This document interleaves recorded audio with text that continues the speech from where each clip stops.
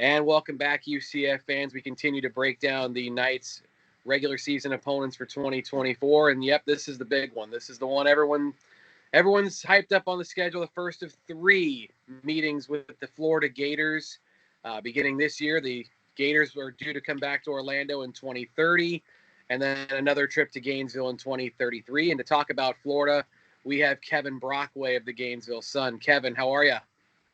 How are you, Chris? It's always good to catch up with you. Hope all's well down in Melbourne and that area of the Orlando area, of course. And obviously, big year for Florida and a big year for UCF. And we'll have another KJ Jefferson sighting, right? He'll be the quarterback coming up here. I'm not sure if that's a good thing or a bad thing for Gators fans last year with Arkansas. Which leads me into the first point. I mean, Billy Napier, it's a big year for him, 11-14 so far in 2 seasons as the Gators head coach. Is the seat as hot as maybe fans and some of the national media are portraying it, or is there some sort of leeway, especially given how difficult this schedule is expected to be for Florida this year? Yeah, certainly the addition of Texas and Oklahoma, who officially joined this week, the league this week, doesn't do Florida any favors, right? And they'll have to travel to Texas at the end of the season as part of that kind of brutal 5-game stretch to close the season. So really, they're going to need a lot of wins on the front end of the schedule. But that's not going to be easy, too, because you've got 2 state rivals, Miami and obviously UCF coming to town. That's going to be chopping at the bit to pull off an upset. So I think definitely, I think a lot of it hinges certainly on getting off to a good start. And, when do you incorporate DJ Lagway? And I think, too, it's a situation where, if Graham Mertz starts out and things are going well, I mean, I think he'll ride with Graham Mertz. And I think Graham Mertz will be the guy. But if things start to go south, then you're going to have to get DJ Lagway in there and show the fans that this offense can really function under him. And maybe even if you get 6 or 7 wins out of that, you might be able to get a 4th year. So Scott Strickland is another X factor in this too. I think as long as he's the athletic director, based on everything that we're hearing, he's going to give him a full recruiting cycle. He's going to try to give him 4 years, barring the wheels completely falling off this season. We use the term must-win game a lot. It's a cliche in sports. It feels like UCF is almost a can't-lose game for Florida, just from a perspective of not only the way that the Gators have kind of felt about UCF over the years, but also about the grander scheme of recruiting and staying at the top of the food chain in the state. As you mentioned, the Mertz-Lagway situation, I think is very intriguing. You've got an experienced starter in Graham Mertz, who's in his 2nd year with the program. Now you've got DJ Lagway, who is the high school player of the year across the country out of Willis, Texas. What do you expect is kind of a realistic way that they're going to share the snaps and make sure that Lagway plays enough, but at the same time they stay competitive throughout the course of the campaign? Yeah, I think, again, it's going to be a feel thing with regards to that. But, let's not forget Graham Mertz had a pretty good first season, definitely above expectations for Florida, 20 touchdowns to 3 interceptions. And really, particularly the second half of that season, the offense was really humming under him. Now, he's certainly a high percentage passer, led the SEC in completion percentage, but maybe not the explosive plays that you want from the quarterback position from Graham Mertz. He doesn't have, the greatest downfield throwing arm. I think if there's a weakness in it, probably it, and a little bit in the red zone.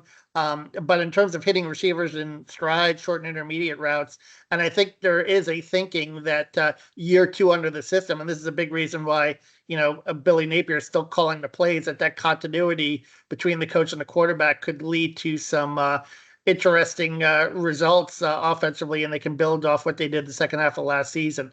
But that being said, I do think that there could be a role for DJ Lagway, even when Graham Mertz is starting, because of the dual threat ability, because this guy's, 6'5", 240, you might be able to use him into some short yardage situation and some red zone situations where you really need a first down. And, a lot of comparisons have been made to kind of the late Tim Tebow in 2006, where you can kind of bring Lagway in those situations. And it would not surprise me if we see that in 2024.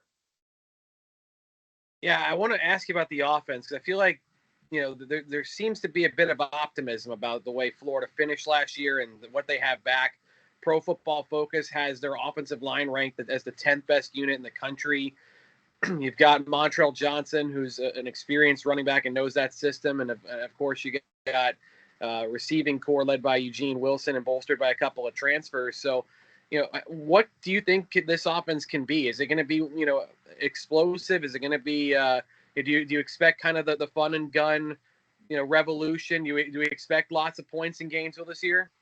It's pretty amazing when you think about it because, first of all, you lose Ricky Pearsall in the first round of the draft, and then you lost Trevor Etienne, who was obviously another one of their more explosive players. And yet, this offense, I think there's still a lot of optimism, and I think, but I think it has to start with the offensive line because one of the issues last year was still pass protection. Graham Mertz was sacked 33 times, and listen, he's kind of a stationary target as well. But Max Brown, who came in the last game of the season, he was sacked about 5 or 6 times by Missouri and FSU too as well. So the tackle position, moving Damian George inside, I think was vital and important. And now you've got a couple of guys transferring, Brendan Crenshaw Dixon at right tackle, who I think is steady. Austin Barber is going to have to come back from the shoulder problems and show the kind of promise he did 2 years ago at left tackle. And if he can do that, that would be a big boost. But really the tackle position, Devin Manuel, another guy transferred from Arkansas, will be interesting to watch. You got a little more length and depth there with him, and Cam Waits coming back as well. Another big, long guy, 6'7", 6'8", 350. So I think there's a little optimism there in terms of how the offensive line is shaking out, and Jake Slaughter coming back as a starting center too gives you a little bit of leadership with there as well. But Eugene Wilson the third, Trey Wilson is another guy, explosive guy, 6 touchdowns last year as a true freshman. Really big spring transfer pickup is Elijah Badger, someone that was productive in the Pac-12 the last 2 years at Arizona State. And if he can be that Pearsall type from Arizona State a few years ago that comes in and is productive too, then you might have a second receiver to go with Wilson that can be really dangerous for this offense. And Montrell Johnson's pretty steady at running back too. It's a shame you lose Etienne to Georgia, but I think Trayon Webb showed some promise last year as a freshman and could be a backup running back behind him. UCF was destined to face Badger this year, considering they have a road trip to Arizona State, and we'll get to that later in this video series. Defensively, not such as much optimism, I guess you could say. The Gators were 70th in the country against the pass last year. They were 111th in terms of coverage grade, according to Pro Football Focus.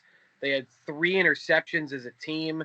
What ways have they gone about improving this, and how do you think that they'll look a little differently with Will Harris as the position coach instead of Corey Raymond? Yeah, it's very interesting too when you look at some of the decisions that were made in December, letting go of Corey Raymond and Sean Spencer, and it really, it may have hurt that recruiting class that was number 3 in the nation, right, and slipped to 13. Because you lost Xavier Filsame, who had a close relationship with Corey Raymond.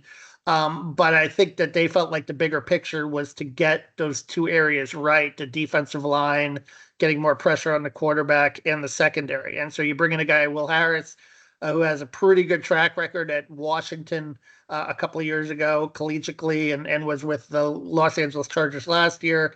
And you bring in Gerald Chapman from Tulane, who's kind of a no-nonsense guy as a defensive line coach. He's a little bit more aggressive than Sean Spencer, who was maybe a little bit more of the big teddy bear type. And I think they're looking for a little bit of more of a mean streak from their offensive line, and Chapman might bring that.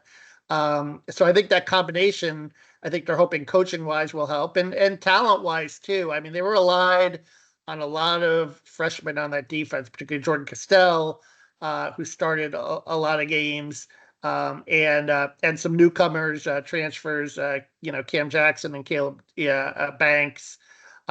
So maybe another year of continuity. The Shamar James injury last year, I think, really hurt the second half of the season too, particularly with tackling, because he was their best tackler. He projects to be back healthy. So I think that there's a thinking that there can be some growth and improvement there. Austin Armstrong in year 2 Another move was when Jay Bateman left for Texas A&M. They brought in Ron Roberts from Auburn, a former defensive coordinator who, is in his 50s, has about 30 years of college experience. And I think he can maybe help kind of bring Austin Armstrong along a little bit, who, the first 4 games of the season, the defense looked pretty good and shut down Tennessee and caused some turnovers against Joe Milton. And then it, completely took a turn in October. And I think some of that had to do with the injuries and the depth and relying on some younger guys. But maybe they can take a step forward this season. I mean, EA Sports actually had them as a top 25 defense going into this year, which shocked me because I don't know if they're going to make that big of a jump, but there's potential for them to make a little bit of a jump, I think. Well, I had a conversation just not too long ago with Scott Proctor, who covers Colorado, and if you believe EA Sports, it's a national championship this year. So we'll see how much those ratings come to fruition here in the coming months. With you kind of touched on it, they played a lot of young players. They had Eugene Wilson make a big impact on offense.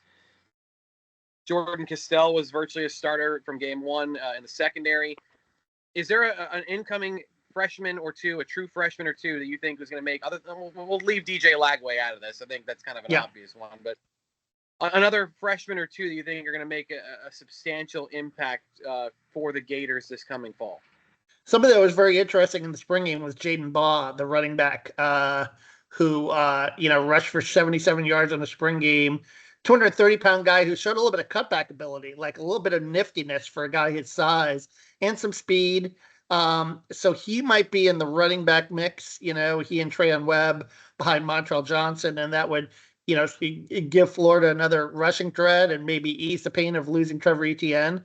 I think more on defense, you've got LJ McCray, who's top 10 national recruit, who will maybe figure into the pass rush on some downs. You look at him, he's a big, long kid. He may still need a little bit of growth there. And then in the linebacker spot, obviously, Miles Graham, unfortunately, was scratched for most of the spring due to a back issue, but he's someone with a lot of talent. Aaron Childs did not enroll in the spring, but based on everything we're hearing about him, and I wrote about him in January, he's being mentored by a former Gator, Jelani Jenkins, who just raves about him, his maturity, and a guy that can, cover a little bit, very athletic at the linebacker spot. So those two guys at linebacker, certainly could have a chance to maybe break in and do some things as true freshmen.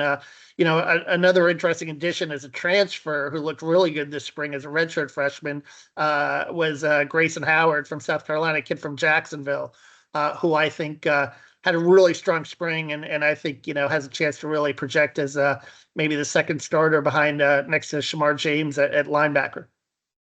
Nicknamed Pup, Grayson Howard. He was a really good player at Jackson, up in the Jacksonville area. For those that haven't seen LJ McCray, I covered him for 3 years here in Daytona Beach, and that is a special player that Florida was able to sign this past December, and just a player with an untapped amount of potential, considering he's really only just moved to defensive line within the last 2 years or so. But the big question for you, Kevin, Gators fans are demanding success. They expect to be contending for the national championship on a pretty much an annual basis. They want to be in this expanded playoff sooner rather than later. What do you see not only for the Gators from a record standpoint this year, but do they fend off UCF in their upset bid in the Swamp this coming October? Yeah, I think that they've, got a good shot, KJ Jefferson or not, with regards to that. But, they certainly going to have to contend with him because he is, he did cause them problems as a dual threat last year. And really the tackling is going to have to be very strong in that game to deal with him and keep him as being a factor with his legs like he was in that last game when he played for Arkansas and they upset the Gators at the Swamp. So I think if you're UCF, you probably feel pretty good about that. But I think overall in the totality, it'll still be October. And if the injuries don't mount, I think Florida has enough frontline talent to be able to withstand UCF traveling on the road. And we'll find a way to win a game. It won't be easy, trust me. But I think that, having the Swamp behind them, the crowd behind them, will play a factor in the game, and I think Florida will find a way to pull it out. And 7 or 8 wins, I think is probably the ceiling based on the schedule for this team. It's possible if they play up to their full potential and can avoid some catastrophic injuries. But I think if you win 7 or 8 games to get to a bowl game in Billy Napier's third season, then things are looking up. Some of the hot seat talk dissipates, and you go into a fourth season and turn the keys over to DJ Lagway, and I think a lot of people are really excited. There's 14 returning starters, and some, even though the class was 13th, potential impact guys, and even in the transfer portal, like I said, Grayson Howard, Elijah Badger, I think they picked up some pretty decent transfers that might be able to step in and contribute pretty well. Joey Slackman on the defensive line is another guy, Ivy League Player of the Year from Penn, who I think might help the interior a little bit, at least provide some depth there behind Cam Jackson and Caleb Banks, and give them a little bit more of a veteran presence there. This is a game I want to revisit a prediction for, because I think a lot of it depends on how Florida starts the year. They've got Miami right out of the gate. They've got that trip to Mississippi State just before this. Gainesville is an extremely intimidating atmosphere when things are going well, but when they are not, I think you and I both know it can get awfully toxic there in a hurry. So UCF bring a good amount of traveling support for this game. They have had this one circled on the calendar since it was announced. I lean Florida as well. I think on paper, I think the Gators do have enough to get through the day, and I think that their ability to run the football, especially, gave UCF's run defense was one of the worst in the country last year. So the fact that they've got that offensive line, they've got Montrell Johnson, they have the ability to kind of control the tempo of the game. I do kind of lean Gators now, but ask me again at the end of September when we know a little bit more about what trajectory these teams are going in. I may have a different opinion. Kevin, I agree. Yeah, it's a momentum sport, Chris, as we both know, and I think when things are going well, and injuries play a role in that too. How banged up your team is, who you have available in week 5. Everybody looks great week 1 because you have the majority of your team available, but when you start getting into those week 4 or 5, that's when your depth is really really tested. And UCF knows all about that. You think about the quarterback position last year where they lost John Rice Plumlee just before the start of conference play. They didn't have him for the first 3, realistically for the first 3 games of the conference schedule, and they dug themselves into an 0-5 hole in Big 12 play and nearly missed out on bowl eligibility. But, that's definitely another cause for concern down the line. Kevin, tell the people where they can find your work and where they can find you on social media. Yeah, you can find me at Gatorsports.com, Gainesville.com, and at Kevin Brockway G1 is my Twitter account. And like I said, it's crazy to think, right? Less than 2 months away from Florida, Miami in the Swamp, which will be another huge game to start the season. And I think a real tell sign as to what kind of year it's going to be for the Gators. I agree. That's such an important game off the jump, I think, for both of those programs, too. You can find me, UCF fans, at Chris Boyle, DBNJ. I know for sure I will be making the trip to Gainesville to cover this game. Nice little 2-hour drive. My wife's stomping ground. She's a Gator grad, so she'll be probably cheering for the opposing side that night.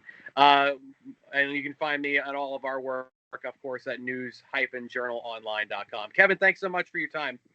All right, thank you.